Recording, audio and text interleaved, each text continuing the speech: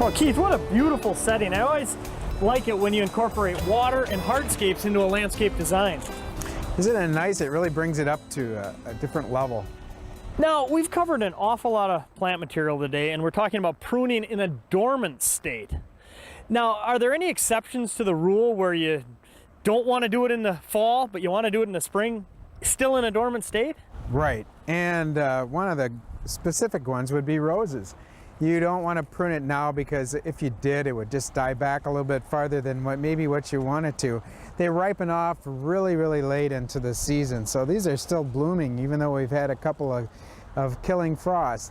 So wait till spring, look at where it's died back, shape the plant in general. These are shrub roses, so they'll be hardy and full from the base of the plant, and a lot of that will still be alive. They're absolutely beautiful. They almost remind me of some winter interest because they stay on so late into the fall. Yeah, and they do have rose hips. A lot of different varieties have much more predominant rose hips on it.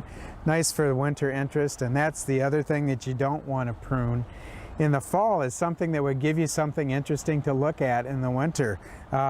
Perennials, for instance, many of them have nice seed heads in the fall that just look gorgeous through the winter. Things with good fall color in the stems, like your dogwoods, they might be something you want to wait till spring to prune back and renewal prune or whatever you're going to do. Grasses are another thing too that it's really important not to trim back. Your ornamental grasses many times have an open sheath going down the middle of the stem. If you chop that off in the fall of the year, you can get moisture down in and actually rot the root system of the grass.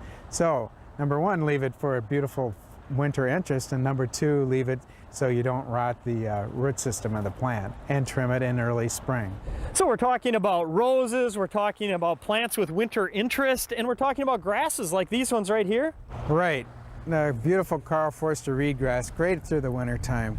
You want to make sure that you know what this plant is supposed to do in your landscape so that you can properly prune it and get the most out of it and the enjoyment of each individual plant.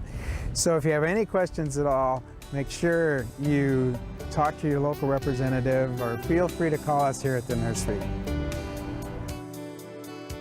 When maintaining your landscape design, remember that there are some exceptions to these basic pruning guidelines, and the following plants should not be pruned in the fall.